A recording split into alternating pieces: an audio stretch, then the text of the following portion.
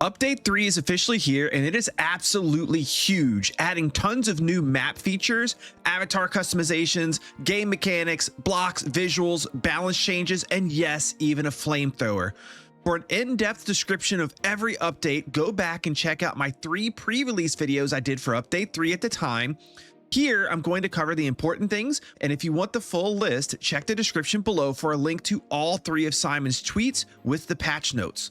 Now listen, YouTube tells me that only about 15% of you watching are subscribed right now, so if you'd like to stay up to date on the latest Hytale information and gameplay, click subscribe right now, or I'll hide a magma toad in your closet.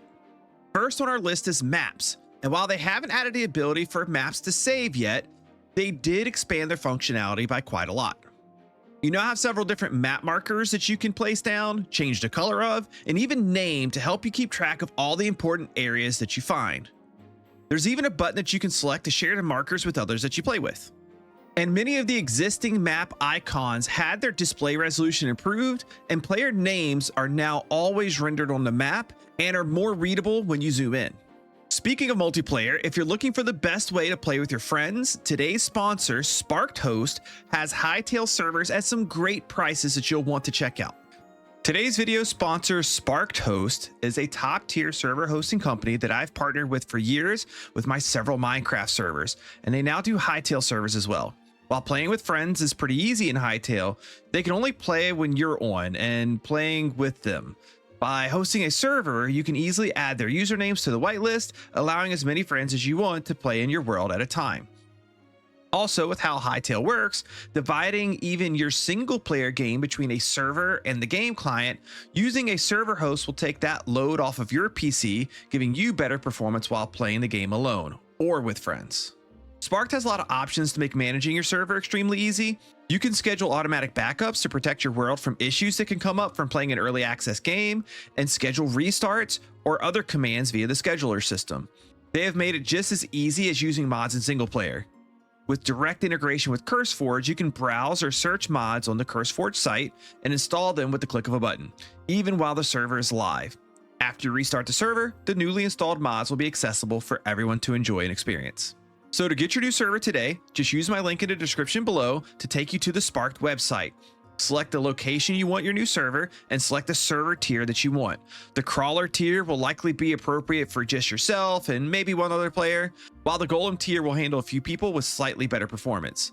Hytale at this moment does use a decent amount of RAM, so personally, if it's more than just you, I would recommend the Kraken tier for the best performance. And to squeeze even more performance out of your server, there are already performance mods on CurseForge that can help keep the game running smooth, regardless of what everyone on the server is doing. And lastly, the thing I've enjoyed maybe the most about Sparked is their great customer support. If you ever have any questions or issues, just let them know, and they are quick to respond and handle anything that may come up. So click the link in the description below and use code PROWL at checkout to get 20% off your first month. On to cosmetics, there was quite a lot added in Update 3, including a brand new avatar preset feature that allows you to save multiple avatar profiles. As per this recording, the cap on total customizations is 5, but a previous patch had stated 10, and Hytale's owner Simon informed me that the 10 was a typo, but that he may see about increasing that limit up to 10. A ton of new cosmetic options have been added in as well. There are 5 new hairstyles, starting with the magical ponytail, puffy bubble braids,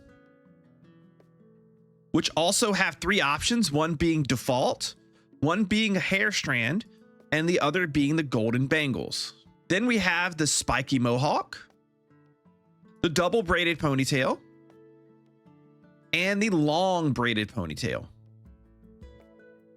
We also have 4 new facial hairstyles, including the split mustache, the pinstripe mustache, the anchor beard, and the pointed Viking.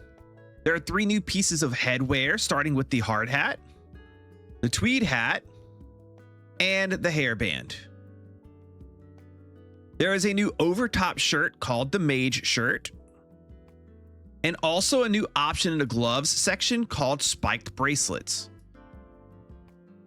You do have the default option, which will show both bracelets, or you can choose for it to show only on the left arm or the right arm. You can also change the bracelet's color. We also have 2 new skirts that were added to the game. There's the punk skirt that you see right here. It does have an option to show or to not show the belt hanging down. And then you have the plaid skirt right here. There are also 3 new types of shoes. We have the wedge shoes, the styled flats, and the shaped sneakers. And lastly, a small UI change. This category used to be called overpants. Now it's just simply called legwear. Now, away from cosmetics and onto some combat and items related updates. First, the Necromancy Grimoire from Update 2 has had some improvements. First, your summons can no longer take damage from you, and you can no longer take damage from your summons. Your summons will now also attack enemies that attack you first. You don't have to wait for you to attack the enemy for your summons to defend you. You'll also notice that their movement speed is a lot faster. They are a lot more aggressive when it comes to attacking enemies than they were before. Now, you may also notice a nice new ranged addition. The skeleton here that has the Blunderbliss or rifle style weapon, he's now part of your minion squad as well. Another new combat addition is this guy, the flamethrower. And along with it comes a brand new fire spread system that looks really awesome. Now, the flamethrower is only going to be in creative mode for now, while they figure out the best way to implement it into normal exploration mode gameplay, but adding it in now will allow players to test it out and find interesting use cases, bugs, and provide valuable feedback. You can see here, it doesn't have a very far range, but it can catch pretty much any sort of plant-based things in your world on fire, and that fire spreads extremely fast, especially when burning down trees. Also, you're going to see here when trees burn, all of them turn into burnt wood, which up until now was not a renewable type of wood in the game. You could only find it in certain areas of Zone 4. You also see it can be used as a weapon to kill mobs, and it is extremely good at it, killing these pesky scarab wasps very fast. And in case you're wondering, for passive mobs, while yes, it can kill them, it does not give you a cooked meat whenever you kill an animal that would normally give you meat. It just gives you the regular raw meat. Now, my feedback on this is that the fire spread is really way too fast, and how quickly things burn is also way too fast. They could probably let the fire spread about half as fast, if not maybe a little bit slower. And the time that it takes for a block or an item to burn completely before it's destroyed, or in this case, converted over to the burnt log, it probably could be at least 5, maybe even 10 times slower. This would make the fire look and feel, I think, a lot better and more impactful. Also, I would definitely love to see an option that does not allow fire to spread. That way you could say light the tops of trees on fire, but it wouldn't destroy the plant or the log or even spread any. The fire would only go where you wanted it to, which could be a really cool decorative piece as well. Either way, let me know what your opinion on the burning speed is down in the comment section below. I'd like to see what you guys think about it. Now, a few new block textures and variants were added in with Update 3. First, the incandescent volcanic rock got re-added to the game. I'm not quite sure why it was taken out, but it is now back. We also have some lime block variants have been added. First, we have lime gravel, and then we have lime rock. You also have limestone rubble and medium limestone rubble. You also have small limestone stalactites and large limestone stalactites. A few blocks also got retextured, being the thorium cracks, basalt cracks, mud dry cracks, and the crack variants. You can kind of see here in the picture where they're side by side, where the new cracks actually show some of the ore poking through as part of the block texture, rather than it just being a pure like block-based texture. Additionally, Cobalt got a texture update as well, with some color and detail differences compared to before. Also, several world changes have occurred, although nothing major, nothing that's going to be obviously sticking out to you. There are notes regarding refactors of spawning locations in several different areas, and a bunch of existing prefabs that had workbenches and chicken coops in them that have been removed, likely for balance and progression purposes. Now, speaking of benches, we have several balance changes with the benches in this update. The farmer's bench did do a swap where on tier 4, it now requires dry wood logs instead of redwood logs. And tier 6 now takes redwood logs instead of dry wood logs.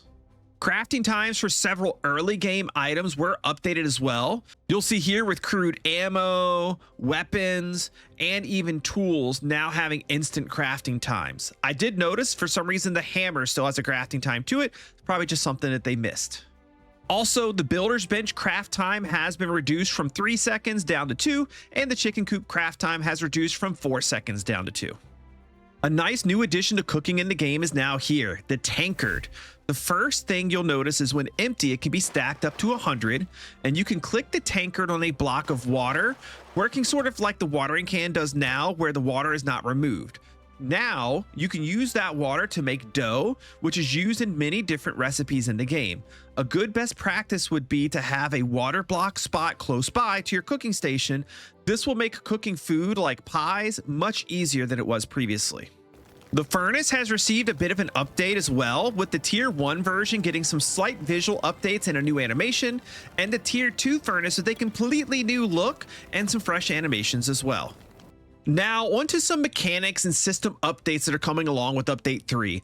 And first is a small update to the fluid system. There's nothing major here, but now you'll notice water and lava both flow a lot faster and in ways that make a lot more sense.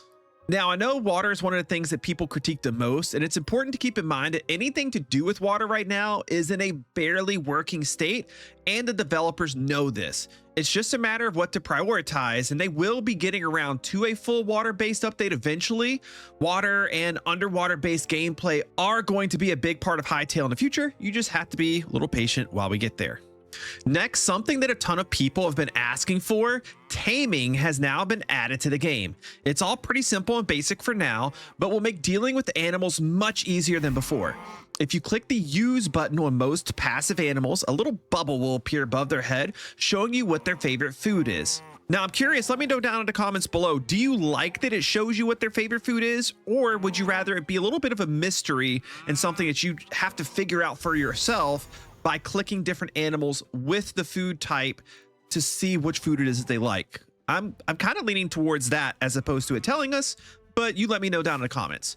So anyways, if you bring that food to them, you can tame them by feeding it to them, and then afterwards you can pet them as well.